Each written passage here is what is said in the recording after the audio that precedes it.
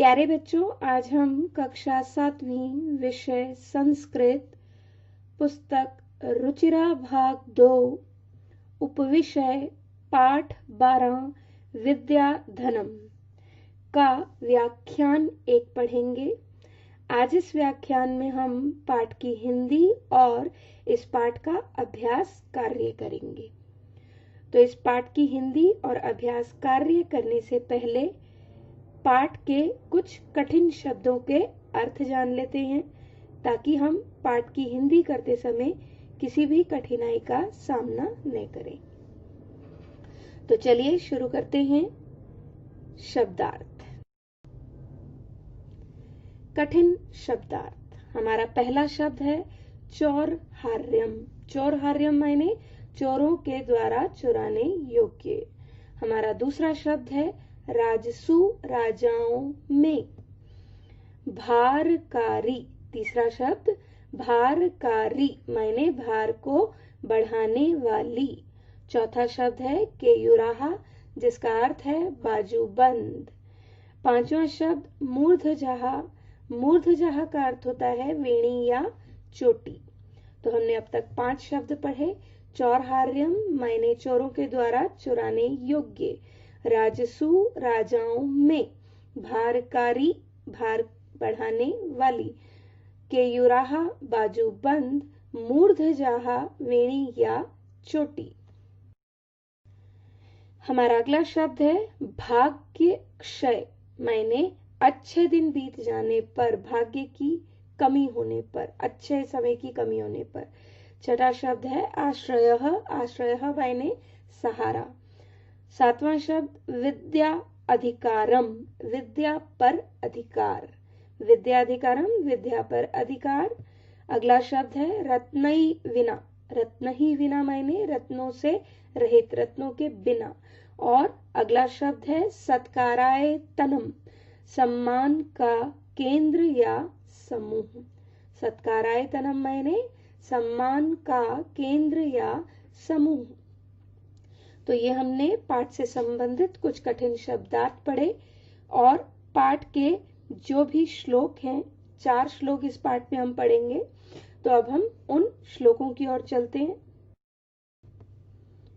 हमारा पहला श्लोक न चौरहार्यम न च राजहार्यम न भ्रातृभाज्यम न च भारकारी व्यय कृते वर्धत एव नित्यम विद्याधनम सर्वधन प्रधानम। हिंदी। विद्या रूपी धन सभी धनों में प्रधान धन है, जो न चोरों के द्वारा चुराया जा सकता है, न राजाओं के द्वारा हरण किया जा सकता है। हरण करना मायने छीनना। कोई राजा जिसे नहीं छीन सकता, अर्थात छीना जा सकता है। तो अब तक हम पहला श्लोक शुरू किया है हमने, जिसमें हमने पढ़ा न चौरहार्यम न च राजहार्यम न भ्रातृभाज्यम न च भारकारी व्यय कृते वर्धत एव नित्यम विद्याधनम सर्वधन प्रधानम। तो इस पाठ में हमें विद्या रूपी धन के बारे में बताया गया है।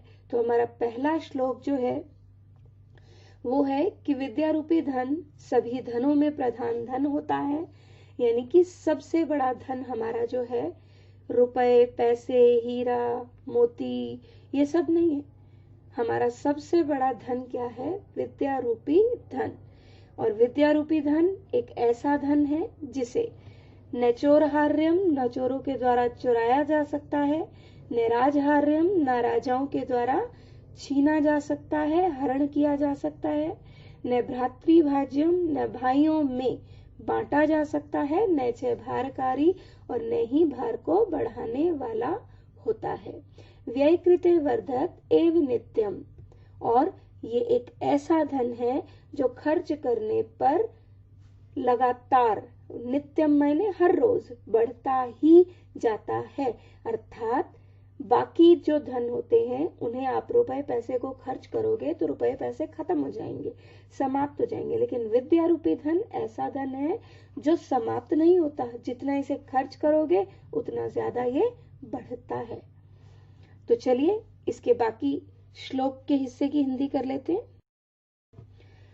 न भाइयों में, भाइयों के बीच या भाइयों में बांटा जा सकता है और न ही भार को बढ़ाने वाला होता है। हमने अभी पढ़ा ना, भ्रातृभाज्यम न च भारकारी। तो न भ्रातृभाज्यम मैंने भाइयों के बीच में बांटा जा सकता है और न ही भार को बढ़ाने वाला होता है। व्यय कृते वर्धत एव नित्यम, तो केवल यही वह धन है जो व्यय अर्थात खर्च करने पर बढ़ता ही जाता है। तो हमने पाठ 12 विद्याधनम, विद्या रूपी धन के पहले श्लोक में पढ़ा कि विद्या रूपी धन कैसा धन है। विद्या रूपी धन सभी धनों में प्रधान धन है और एक ऐसा धन है जिसे ना तो चोरों के द्वारा चुराया जा सकता है, न ही किसी भी अन्य राजा के द्वारा छीना जा सकता है, न ही भाइयों में बांटा जा सकता है और न ही यह भार को, बोझ को, इसका कोई बोझ नहीं होता। इसे आप अपने साथ भी लेकर चलते हो तो विद्या रूपी जो धन है यानी ज्ञान रूपी जो कोश है वो आपके अंदर ही है, बाहर उसका कोई बोझ नहीं है, बाहरी बोझ नहीं है। तो न ही भार को बढ़ाने वाला होता है और केवल यही वह धन है जो व्यय अर्थात खर्च करने पर बढ़ता ही जाता है। तो चलिए बढ़ते हम अपने अगले श्लोक। हमारा दूसरा श्लोक है विद्या नाम नरस्य रूपम अधिकम प्रच्छन्न गुप्तम धनम विद्या भोग करी यशः सुख करी विद्या गुरुणाम गुरुः विद्या बंधु जनो विदेश गमने विद्या परा देवता विद्या राजसु पूज्यते नहि धनम विद्या राजसु पूज्यते नहि धनम विद्या विहीनः पशुः। तो यहाँ पर इस श्लोक में हमें बताया गया है कि विद्या वह वस्तु है यानी वह धन है जो व्यक्ति के सौंदर्य को और अधिक निखारती है। गहने तो शरीर की सुंदरता को बढ़ाते हैं, लेकिन विद्या रूपी धन भी उसके सौंदर्य को और अधिक निखार देता है। यही विद्या व्यक्ति का छुपा हुआ धन है और ऐसा धन जिसे कोई चोर नहीं चुरा सकता। तो यानी कि अब तक हमने पहली लाइन का अर्थ पढ़ा है कि विद्या वह वस्तु है, विद्या नाम नरस्य रूपम अधिकम, विद्या वह वस्तु है जो व्यक्ति के सौंदर्य को और अधिक निखारती है, रूप को और अधिक बढ़ाती है। प्रच्छन्न गुप्तम धनम, यह व्यक्ति का छिपा हुआ क्या है, धन है जिसे कोई भी चोर नहीं चुरा सकता। विद्या भोग करी, विद्या भोग करी मायने भोगों को दिलाने वाली, और यशः सुख करी, यश दिलाने वाली यानी आपकी कीर्ति आपकी प्रसिद्धि को बढ़ाने वाली, सुख करी सुख देने वाली है। विद्या गुरुओं की भी गुरु है।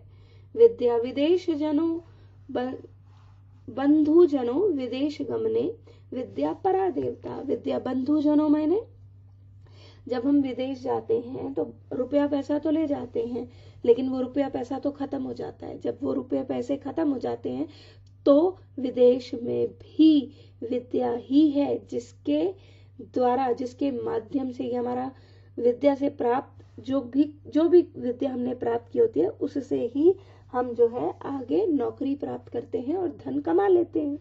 तो इसलिए विद्या विदेश जाने पर हमारी सबसे बड़ी बंधु है, अर्थात सबसे बड़ी मित्र है, सबसे बड़ा साथी है।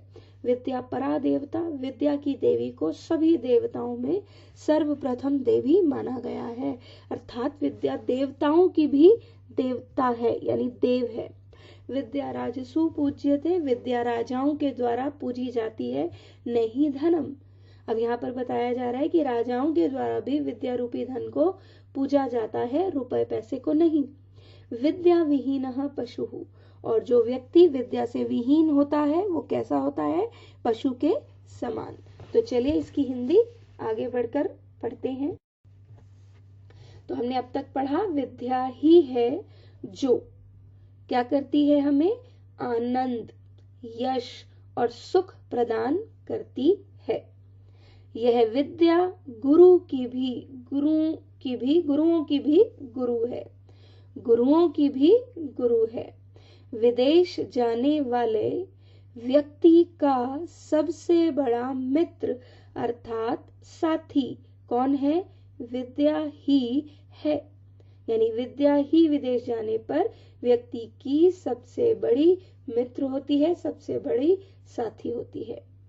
विद्या से बड़ा कोई देवता नहीं, अर्थात विद्या देवों की भी देव है। राजाओं के द्वारा विद्या ही पूजी जाती है, न कि धन। राजाओं के द्वारा किसे पूजा जाता है? विद्या को, ना कि धन। और विद्या से विहीन मायने रहित, और जो व्यक्ति विद्या से रहित है, विद्या से विहीन है, वो किसके समान है? पशु के समान माना गया है। उस व्यक्ति को जो विद्या से विहीन है कैसा माना गया है? जैसे कि वो एक पशु हो। तो अब दूसरे श्लोक में हमने पढ़ा कि विद्या जो है वो क्या है? वो व्यक्ति के रूप को और अधिक निखारती है। विद्या जो है व्यक्ति का छिपा हुआ धन है। विद्या हमें आनंद, यश और सुख प्रदान करने वाली है। यह विद्या ही है जो गुरुओं की भी गुरु है। विदेश जाने वाले व्यक्ति का सबसे बड़ा मित्र अर्थात साथी विद्या ही होती है। विद्या से बड़ा कोई देवता नहीं, अर्थात विद्या देवों की भी देव है। राजाओं के द्वारा विद्या ही पूजी जाती है, न कि धन। और विद्या से विहीन यानी रहित व्यक्ति किसके समान माना गया है? पशु के समान माना गया है। अब हम बढ़ते हैं अपने अगले श्लोक की ओर। हमारा अगला श्लोक है केयूराः न विभूषयन्ति पुरुषं हाराने चंद्रो उज्ज्वलः न स्नानं न विलेपनं न कुसुमं न अलंकृता मूर्धजः वाणी एका सम अलंकरोति पुरुषं या संस्कृता धार्यते क्षीयन्ते अखिल भूषणानि सततम वाग्भूषणम भूषणम। तो यहाँ पर हमें इस श्लोक में बताया गया है कि विद्या जो है वो व्यक्ति के सौंदर्य को बढ़ाती है और व्यक्ति की शोभा जो है इन वस्तुओं में नहीं है। यानी कि केयूराः न विभूषयन्ति यानी बाजूबंद। एक पुरुष को उसके हाथों में पहना गया बाजूबंद शोभा नहीं देता। हारा न चंद्रोज्ज्वलः चंद्रमा से उज्ज्वल हार भी शोभा नहीं देते।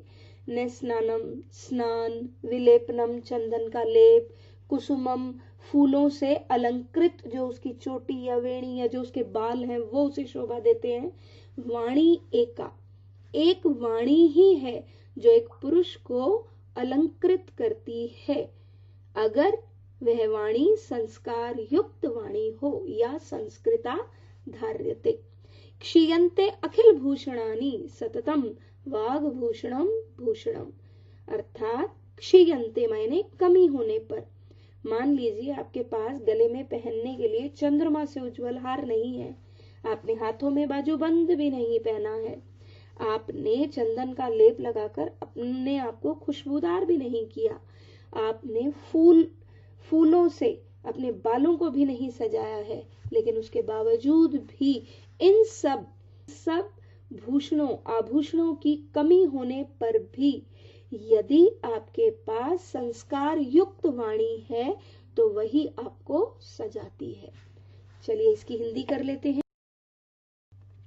तो हमने हिंदी में अभी पढ़ा कि व्यक्ति की शोभा न तो बाजूबंद बढ़ाते हैं और न ही चंद्रमा के समान उज्जवल हार, न स्नान, न ही लेप, न ही फूलों से सजे बाल।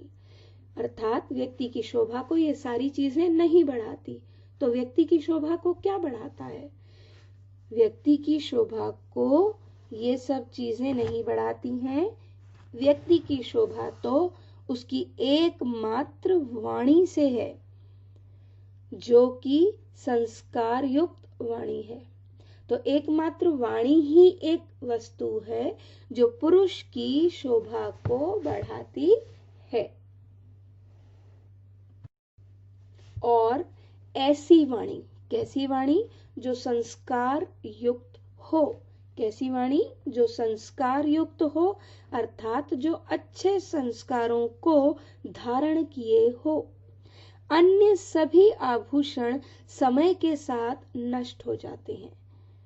केवल वाणी ही एक ऐसा भूषण या आभूषण है जो सदा हमारे व्यवहार और संस्कारों को, एक केवल वाणी ही है, एक वाणी ही एक ऐसा आभूषण है जो हमारे व्यवहार को दर्शाता है और हमारे संस्कारों को दर्शाता है, अर्थात प्रदर्शित करता है। तो अंतिम लाइन हमने क्या पढ़ी? क्षीयन्ते अखिल भूषणानि सततम वाग्भूषणम भूषणम।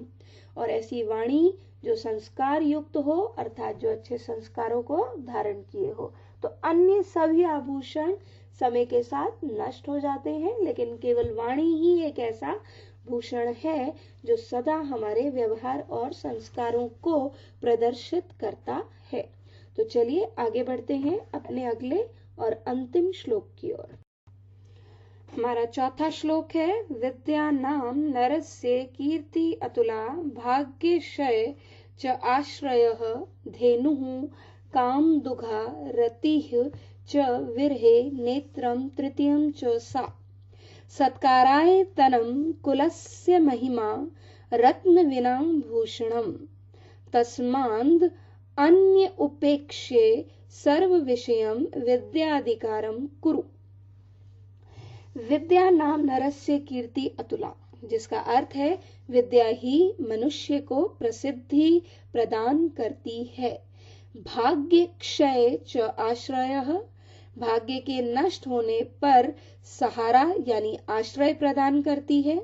धेनुः कामदुघा का अर्थ है कामधेनु गाय के समान है, जिससे जो भी मांगो अर्थात इच्छाओं की पूर्ति करने वाली, जो भी मांगो वो मिल जाता है। यानी कि इच्छा पूर्ति कामधेनु गाय के समान है। क्या? विद्या।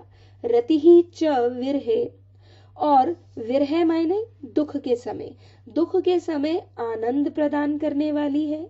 नेत्रम तृतीयम च सा, और तीसरे विद्या ही तीसरे नेत्र के समान है, जो हमें क्या प्रदान करती है? शक्ति प्रदान करती है।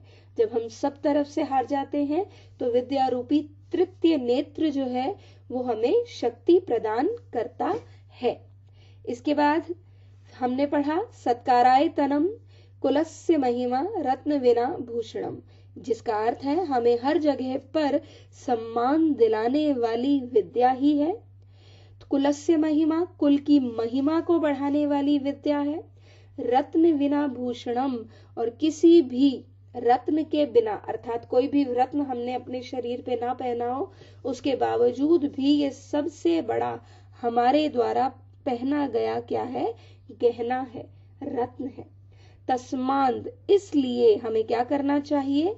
यही कारण है जिसकी वजह से हमें सभी वस्तुओं का त्याग करके विद्या रूपी धन को अपनाने का प्रयास करना चाहिए, क्योंकि विद्या ही हमें क्या सिखाती है?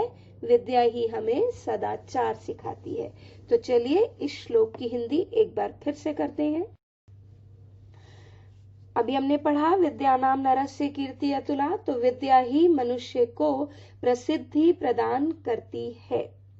भाग्यक्षय च आश्रयः, और भाग्य के नष्ट होने पर आश्रय प्रदान करती है।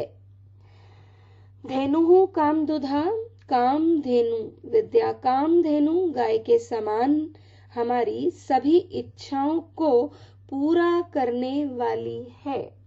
रतिः च विरहे, और दुख के समय आनंद प्रदान करने वाली है। नेत्रम तृतीयम च सा विद्या ही तीसरे नेत्र के समान है, जो हमें क्या प्रदान करती है? जो हमें शक्ति प्रदान करती है। सत्काराय तनम आगे है, हमें हर जगह सम्मान दिलाने वाली विद्या ही है। सत्काराय तनम माने हमें हर जगह पर सम्मान दिलाने वाली है। कुलस्य महिमा, कुल की महिमा को बढ़ाने वाली है। कुल की महिमा किसके द्वारा बढ़ती है? विद्या के द्वारा ही। विद्या ही एक ऐसा धन है, आभूषण है, जो बिना किसी रत्न के व्यक्ति की शोभा को बढ़ाती है। यानी कि महिमा रत्न विना भूषणम। आगे है तस्माद अन्य उपेक्षे। यही कारण है कि हमें शेष वस्तुओं का त्याग करके, सर्व विषयम सभी विषयों का त्याग करके, विद्या अधिकारम कुरु विद्या रूपी धन को अपनाने का प्रयास करना चाहिए, क्योंकि विद्या ही हमें क्या सिखाती है? विद्या ही हमें सदाचार सिखाती है। तो हमने इस पाठ में इन 4 श्लोकों के द्वारा विद्या के महत्व के बारे में जाना। तो अब बढ़ते हैं हम अपने अभ्यास कार्य की ओर। अभ्यास कार्य में हमारा सबसे पहला प्रश्न है, उपयुक्त कथनानाम समक्षम आम अनुपयुक्त कथनानाम समक्षम न इति लिखत। अर्थात सही उपयुक्त कथन के सामने आम और अनुपयुक्त कथन के सामने, जो सही नहीं है, गलत है, उसके सामने न लिखो। ठीक है। तो पहला हमारा है विद्या राजसु पूज्यते। बिल्कुल सही, विद्या राजाओं के द्वारा पूजी जाती है, तो हमारा उत्तर है आम। दूसरा वाक्य है हमारे पास, वाग्भूषणम भूषणम न। वाणी रूपी आभूषण भूषण नहीं है, विद्या रूपी भूषण आभूषण नहीं है, ये गलत है। विद्या रूपी भूषण सबसे बड़ा आभूषण है। तीसरा, विद्याधनम सर्वधनेषु प्रधानम। बिल्कुल सही, विद्या रूपी धन सभी धनों में प्रधान है। तो हमने अब तक 3 वाक्य किए। विद्या राजसु पूज्यते, विद्या राजाओं के द्वारा पूजी जाती है। आम मायने हाँ।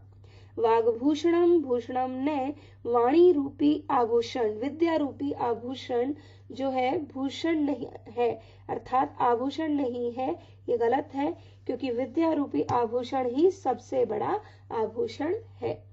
विद्या धनम सर्वधनेषु प्रधानम, विद्या रूपी धन सभी धनों में प्रधान धन है। हाँ, बिल्कुल सही। आगे हमारा चौथा वाक्य है, विदेश गमने विद्या बंधु जनः न भवति। विदेश जाने पर विद्या बंधु यानी भाई के रूप में नहीं होती है, गलत। न उत्तर है हमारा। सर्वम विहाय विद्या अधिकारम कुरु, तो सब कुछ छोड़कर विद्या पर अधिकार करो। आम, हाँ, बिल्कुल सही है ये वाक्य। दूसरा प्रश्न, अधोलिखितानाम पदानाम लिंग विभक्तिम वचनम च लिखत। निम्नलिखित पदों के लिंग विभक्ति और वचन लिखो। तो हमने हेडिंग यहाँ डाला है, पदानी लिंगम विभक्ति ही वचनम। तो पहले पद आएगा, फिर उसका हम लिंग बताएंगे, फिर उसकी विभक्ति और फिर उसका वचन। तो चलिए आगे बढ़ते हैं। तो पहला है हमारे पास शब्द यानी पद नरस्य। नरस्य पुल्लिंगम है, षष्ठी विभक्ति है, एक वचनम है। अगला है गुरुणाम। गुरुणाम भी पुल्लिंगम है, ये भी षष्ठी विभक्ति है, लेकिन ये क्या है? बहुवचनम। केयुराहा फिर से पुल्लिंगम है, प्रथमा विभक्ति बहुवचनम। फिर है कीर्तिम, कीर्ति स्त्रीलिंग शब्द है, द्वितीय विभक्ति एक वचनम। भूषणानि नपुंसक लिंगम, द्वितीय विभक्ति बहुवचनम।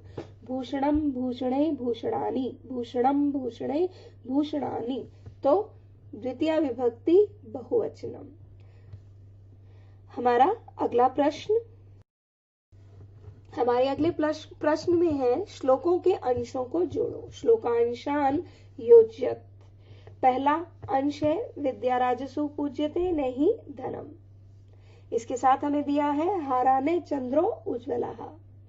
दूसरा है केयूराहाने विभूषयन्ति पुरुषम, और इसके साथ हमें दिया है न भ्रातृभाज्यम न च भारकारी, न चोरहार्यम न च राजहार्यम। तीसरा हमें वाक्य दिया है न चोरहार्यम न च राजहार्यम, और इसके सामने दिया है या संस्कृता धार्यते। चौथा है सत्काराय तनम कुलस्य महिमा, इसके सामने दिया है विद्या विहीनः पशुः। और पांचवा है हमारे पास वाणी एका, वाणी एका मायने वाणी एका समलंकरोति पुरुषम, और इसके सामने दूसरा अंश दिया है रत्नै विना भूषणम। तो अब हमें इन श्लोकों के अंशों को जोड़ना है। आपने देखा कि मैंने ये अंश जोड़े हुए हैं। जो दूसरा ख भाग है उसके साथ मैंने नंबर लिख दिए हैं। तो चलिए इसको हम जोड़ लेते हैं। विद्या राजसु पूज्यते नहि धनम, ये श्लोक है हमारा पहला श्लोक, जिसमें हमने पढ़ा था कि विद्या राजाओं के द्वारा पूजी जाती है न कि धन। और फिर हमने इसके साथ क्या पढ़ा था कि विद्या रत्नहि विना भूषणम, ये रत्नों के बिना सबसे बड़ा आभूषण है। केयूराहाने विभूषयन्ति पुरुषम, केयूराहाने विभूषयन्ति पुरुषम हाराणे चंद्रो उज्ज्वलाः। केयूराहा मायने बाजूबंद, कि एक व्यक्ति की, एक पुरुष की शोभा को बाजूबंद नहीं बढ़ाते और चंद्रमा से उज्जवल हार भी नहीं बढ़ाते। तीसरा वाक्य हमारा न चोरहार्यम न च राजहार्यम न भ्रातृभाज्यम न च भारकारी, किससे जोड़ दिया हमने? न भ्रातृभाज्यम न च भारकारी।